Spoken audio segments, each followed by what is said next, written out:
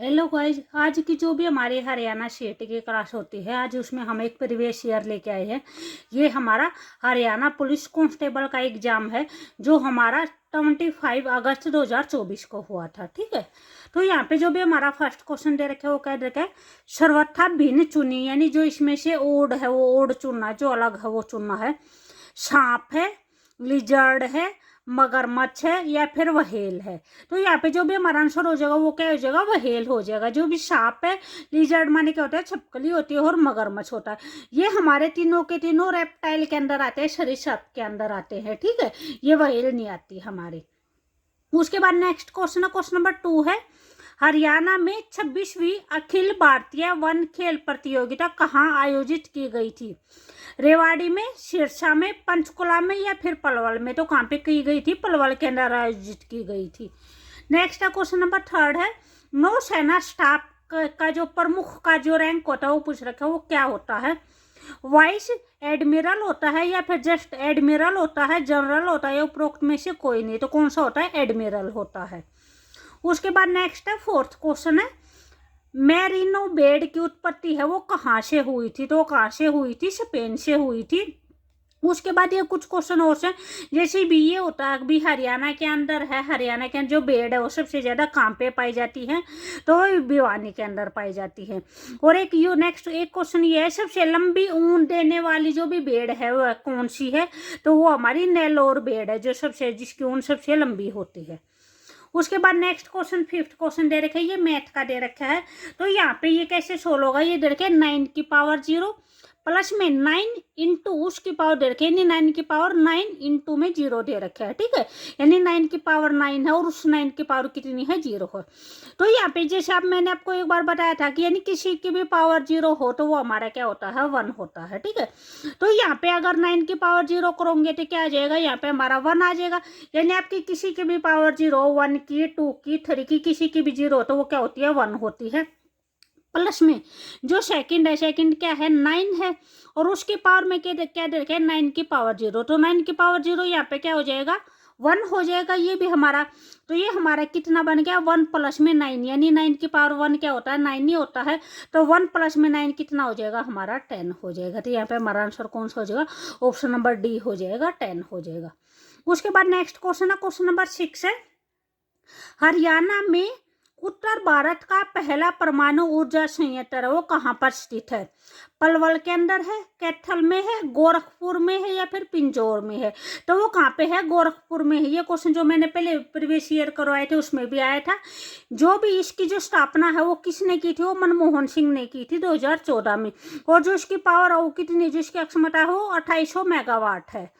उसके बाद जो कैथल है, कैथल को क्या बोलते हैं? कपिस्थल भी बोलते हैं। नेक्स्ट क्वेश्चन है, क्वेश्चन नंबर 7 है बत्तख के अंडों का जो उष्मायन काल है वो कितने दिन का होता है? 21 डेज का, 28 डेज का, 30 डेज का या फिर 18 डेज का? तो कितने दिन का होता है? वो 28 डेज का होता है। नेक्स्ट हमारा रीजनिंग का क्वेश्चन दे रखा है 5 लड़कों के समूह में वसंत है वो क्या बोल रखा है? मनोहर से लंबा है। ठीक है, तो यहाँ पे जो वसंत है वो वसंत क्या बोल रखा है? मनोहर से लंबा है। तो जो भी लंबा होगा उसको हम ऊपर लिखेंगे, जो छोटा होगा उसको हम नीचे लिखेंगे। तो वसंत लंबा बोल रखा है, किससे बोल रखा है? मनोहर से बोल रखा है, तो मनोहर नीचे लिखेंगे, वसंत ऊपर लिखेंगे। उसके बाद परंतु राजू जितना लंबा नहीं है। तो यहाँ पे वसंत के बारे में बोल रखा है, जो वसंत है वो राजू जितना लंबा नहीं है, यानी राजू ज्यादा लंबा है। तो राजू क्या हो जाएगा? वसंत से भी ऊपर आ जाएगा हमारा। ठीक है, उसके बाद है जो जयंत है वो दत्ता से लंबा बोल रखा है कि जो जयंत है वो लंबा है दत्ता से। तो यहाँ पे क्या आ जाएगा? जयंत आ जाएगा, दत्ता होगा वो क्या हो जाएगा? नीचे आ जाएगा हमारा। ठीक है, जयंत है वो दत्ता से लंबा है, परंतु क्या बोल रखा है कि यानी वो मनोहर से छोटा है, यानी जो जयंत है वो मनोहर से छोटा है। तो यहाँ पे बीच में क्या आ जाएगा? हमारा मनोहर आ जाएगा। तो ये मनोहर हमारा यहाँ पहले ही था। तो इसमें क्या पूछ रखा है? समूह में सबसे छोटा कौन है? ये बोल रखा है। तो सबसे छोटा कौन सा हो जाएगा? हमारा दत्ता हो जाएगा, ऑप्शन नंबर बी हो जाएगा। उसके बाद हमारा नेक्स्ट दे रखा है 9th क्वेश्चन दे रखा है x by y equal to में 16 बाई में 24 दे रखे हैं और हमें क्या निकालना है 24 वाई इक्वल टू में ये निकालना है। तो यहाँ पे अगर आप अपने ऑप्शन देखोगे तो ऑप्शन में क्या दे रखा है, जो भी ये वैल्यू दे रखी है ये हर एक वैल्यू एक्स के अंदर दे रखी है। तो हमें ये क्वेश्चन हमारा किस चीज के अंदर लेकर आना पड़ेगा, एक्स के अंदर लेकर आना पड़ेगा। तो इसको आप कैसे सोल्व करोगे, 24 हमारा यहाँ पे मल्टीप्लाई हो जाएगा और ये हमारा यहाँ पे मल्टीप्लाई हो जाएगा, क्रॉस मल्टीप्लाई करेंगे तो क्या आ जाएगा हमारा 24x इक्वल टू कितना हो जाएगा 16y हो जाएगा। ठीक है, y 16 से मल्टीप्लाई हो जाएगा, 24 है वो हमारा x से मल्टीप्लाई हो जाएगा। उसके बाद इसको कट करेंगे, बे कट करेंगे तो ये क्या जब 4 4 जा 16 हो जाएगा और यहाँ पे 4 6 जा क्या हो जाएगा 24 आ जाएगा। तो ये हमारा क्या आया है 6x इक्वल टू में 4y आया है हमारा। हमें क्या निकालना है 24y निकालना है। यहाँ पे हमारा कितना है 4y है। तो इसको हम क्या कर देंगे, अगर इसको हम 6 से मल्टीप्लाई कर दें तो 6 4 जा 24 हो जाएगा। इसको क्या करेंगे 6 से मल्टीप्लाई करेंगे। तो मैंने बताया था कि जो कुछ भी करना प्लस करना है माइनस मल्टीप्लाई डिवाइड जो कुछ भी करेंगे वो दोनों साइड पे करेंगे। तो यहाँ पे अगर 6 से मल्टीप्लाई किया है तो यहाँ पे क्या हो जाएगा 6 से मल्टीप्लाई हो जाएगा। तो ये कितना आ जाएगा 6 6 या 36x इक्वल टू ये कितना हो जाएगा 24y हो जाएगा। तो यहाँ पे हमारे 24y की वैल्यू कितना आई है 36x आई है। तो यहाँ पे हमारा कौन सा आंसर हो जाएगा, ऑप्शन नंबर सी हो जाएगा 36x।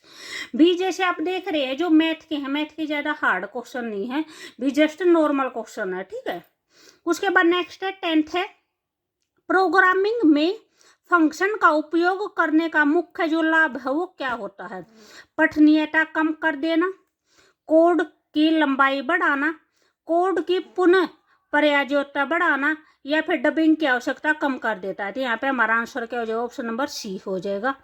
उसके बाद नेक्स्ट क्वेश्चन है हमारा 11th क्वेश्चन है।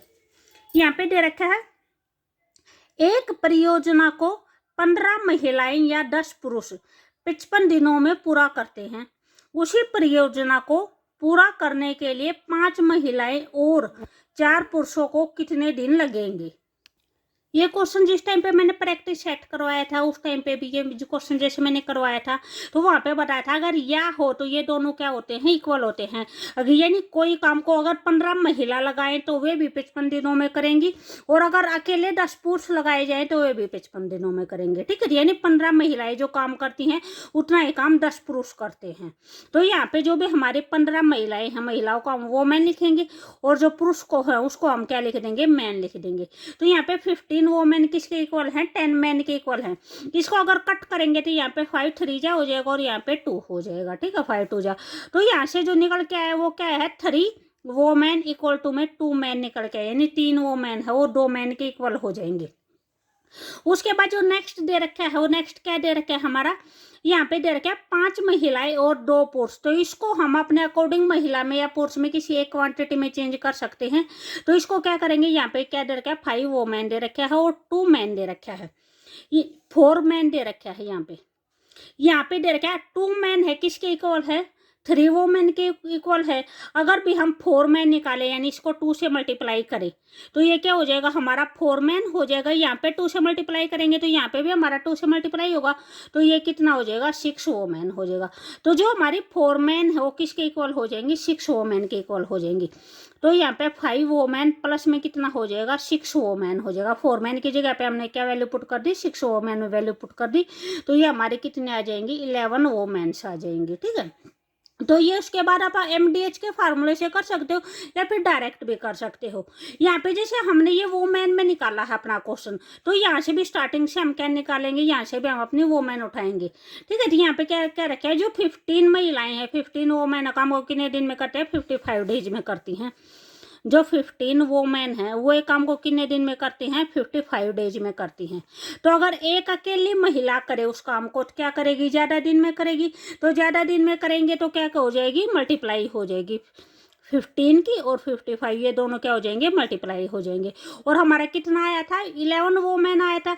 तो हमें क्या निकालना अपना 11 वोमेन का निकालना है। 11 वोमेन हमने इसमें चेंज किया था 5 महिला और 4 पुरुष इनका चेंज किया था हमारा। ठीक है, इनका पूछ क्या 5 महिलाएं और 4 पुरुष कितने दिन में करेंगे उस काम को। ठीक है, तो ये क्या हो जाएगा 15 इंटू में 55 बाय में कितना हो जाएगा 11 हो जाएगा। 11 से कट करेंगे तो 11 5 जा हो जाएगा, 15 और 5 कितना हो जाएगा 75 हो जाएगा हमारा, ठीक है। तो यहाँ पे जो भी हमारा आंसर होगा वो कौन सा हो जाएगा, ऑप्शन नंबर डी हो जाएगा, 75 डेज हो जाएगा। नेक्स्ट क्वेश्चन हमारा क्वेश्चन नंबर 12 है, मैकमोहन रेखा भारत और कौन से देश के बीच की सीमा है। तो कौन से देश के बीच की सीमा, हमारी चीन के बीच की सीमा, भारत और जो चीन के बीच की जो सीमा हो, जो रेखा, उसको क्या बोलते हैं, मैकमोहन। हरियाणा की सबसे पुरानी नहर है वो कौन सी है, गुड़गांव नहर है, भिवानी नहर है, भाखड़ा नहर है, या फिर पश्चिमी यमुना नहर है। तो जो सबसे पुरानी नहर है, जो हरियाणा की सबसे पुरानी नहर है वो कौन सी है, वो पश्चिमी यमुना नहर है। उसके बाद नेक्स्ट है 14 है, किस मिट्टी का पीएच है वो 7 से कम बोल रखा है, यानी कोई भी मिट्टी है, किसी मिट्टी का पीएच वो 7.0 से कम होता है तो वह मिट्टी किस टाइप की होगी, अम्लीय होगी, अक्षारीय होगी, या कैल्केरियस मिट्टी होगी, उपयुक्त में से कोई नहीं। तो यहाँ पे जो भी हमारा पीएच स्केल होता है, पीएच स्केल के अंदर कोई वैल्यू देखते हैं, अगर वो 7 से कम होती है तो वो चीज़ हमारी कैसी होती है, अम्लीय होती है, उसका जो नेचर होता है वो एसिडिक नेचर होता है। और अगर 7 से ज़्यादा होता है तो उसका नेचर बेसिक होता है, यानी अक्षारीय होता है। तो यहाँ पे 7 से कम बोल रखे थे, 7 से कम होगा तो क्या हो जाएगा, अम्लीय हो जाएगा। तो यहाँ पे जो मिट्टी होगी वो भी कैसी होगी, अम्लीय मिट्टी होगी। उसके बाद नेक्स्ट है 15 है, महाद्वीपीय पठार के किस दक्षिणी बिंदु पर पश्चिमी घाट और पूर्वी घाट मिलते हैं। जो फर्स्ट ऑप्शन दे रखा है वो है कार्डामम की पहाड़ियां, नीलगिरी की पहाड़ियां, मुदुलमाई की पहाड़ियां, या उपयुक्त में से कोई नहीं। तो यहाँ पे हमारा आंसर कौन सा हो जाएगा, ऑप्शन नंबर बी हो जाएगा, नीलगिरी की पहाड़ियां। नेक्स्ट क्वेश्चन है क्वेश्चन नंबर 16 है, IoT का मतलब क्या है, यानी यहाँ पे IoT की फुल फॉर्म पूछ रखी है, क्या है, इंटरनेट ऑफ टेक्नोलॉजी है, इंटरनेट ऑफ थिंग्स है, इंटरनेट ऑफ टूल्स है, या इंटरनेट ऑफ ट्रांसफर है। तो जो IoT की जो फुल फॉर्म होती है वो क्या होती है, इंटरनेट ऑफ थिंग्स होती है, ऑप्शन नंबर बी हो जाएगा। नेक्स्ट है 17 है, नेस्टेड लूप क्या है, दूसरे लूप के अंदर एक लूप जो हमेशा चलता रहता है, बिना बॉडी वाला एक लूप, या एकल कथन वाला एक लूप। तो जो नेस्टेड लूप होता है वो यानी किसी लूप के अंदर कोई दूसरा लूप बनाते हैं वो होता है, यानी दूसरे लूप के अंदर एक लूप, हमारा ऑप्शन नंबर ए हो जाएगा। तो अगर आपको वीडियो अच्छी लगे तो प्लीज लाइक, शेयर और सब्सक्राइब जरूर करें। उसके बाद दे रखा है हमारा 18 क्वेश्चन दे रखा है, यहाँ पे भी हमारा ओड पूछ रखा है कि जो अलग है वो बताना है। बुध है, शुक्र है, बृहस्पति है और चंद्रमा है। तो यहाँ पे जो भी हमारा ओड हो जाएगा वो क्या हो जाएगा, चंद्रमा हो जाएगा। जो बुध है, शुक्र है और बृहस्पति, ये सारे के सारे हमारे ग्रह हैं, तीनों के तीनों, लेकिन जो चंद्रमा है वो क्या हुआ, एक उपग्रह है। नेक्स्ट है 19 है, हरियाणा में मोतीलाल नेहरू स्पोर्ट्स स्कूल है वो कहाँ पे है, राय सोनीपत में है, पटौदी गुरुग्राम में है, थानेसर कुरुक्षेत्र में है, या फिर मोरनी अम्बाला में है। तो ये कहाँ पे है, जो मोतीलाल नेहरू स्पोर्ट्स स्कूल है वो हमारा राय के अंदर है, सोनीपत के अंदर, ठीक है। जो थानेसर कुरुक्षेत्र है उसको क्या बोलते हैं, उसको मूंगलों का द्वीप कहा जाता है। और जो मोरनी है अम्बाला, वहां से टांगरी नदी निकलती है।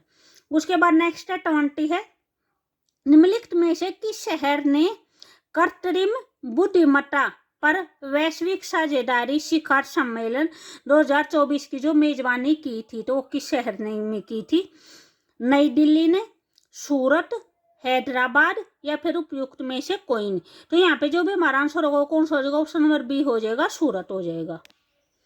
नेक्स्ट क्वेश्चन है 21 क्वेश्चन है, रेड डाटा बुक में किसका रिकॉर्ड होता है, विलुप्त प्रजातियों का, लुप्त प्राय प्रजातियों का, सामान्य प्रजातियों का, या फिर आक्रामक प्रजातियों का। तो जो प्रजाति खत्म हो जाते हैं, समाप्त हो जाती है, उनका जो डाटा होता है वो डाटा रेड डाटा बुक में होता है। तो यहाँ पे हमारा आंसर कौन सा हो जाएगा, ऑप्शन नंबर बी हो जाएगा, लुप्त प्रजातियां, ठीक है। नेक्स्ट है 22 है, भारत में है कितने राष्ट्रीय उद्यान हैं, 1014 है, 106 है, या फिर 108 है। तो जो भारत में जो राष्ट्रीय उद्यान है वे कितने हैं, वे 106 हैं। और जो हरियाणा के अंदर जो राष्ट्रीय उद्यान है, हरियाणा में कितने हैं, 2 राष्ट्रीय उद्यान है। कौन कौन से हैं, एक तो सुल्तानपुर राष्ट्रीय उद्यान है और एक कालेसर राष्ट्रीय उद्यान है, ठीक है। इसको जो सुल्तानपुर राष्ट्रीय उद्यान उसको जो नेशनल पार्क का जो दर्जा दिया गया था वो 1991 में दिया गया था, और जो कालेसर उसको कभी दिया गया था, उसको 2003 में दिया गया था।